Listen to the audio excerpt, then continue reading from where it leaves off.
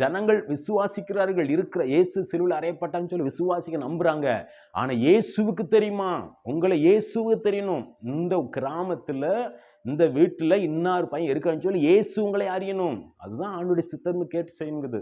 அப்பதான் உங்களை அறிய முடியும். அதான் கீழே சொல்லப்படுது. கீழே சொல்லி பாருங்களேன், வாசிக்கிறேன். அப்பொழுது நான் உங்களை ஒரு காலம் அறியவில்லை. அப்பொழுது நான் உங்களை ஒரு காலமும் ஒரு வருஷம் கூட பார்க்கலையாம். ஒரு காலம் உங்களை அறியவில்லை. பாருங்க எவ்வளவு வேதனை உள்ளது. இன்னைக்கு அதான் விழுந்து போறாங்க.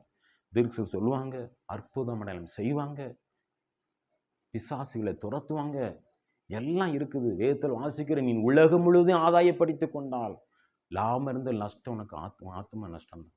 வேஸ்ட், போச்சு, எல்லாமே போச்சு, தலைகளை போச்சு.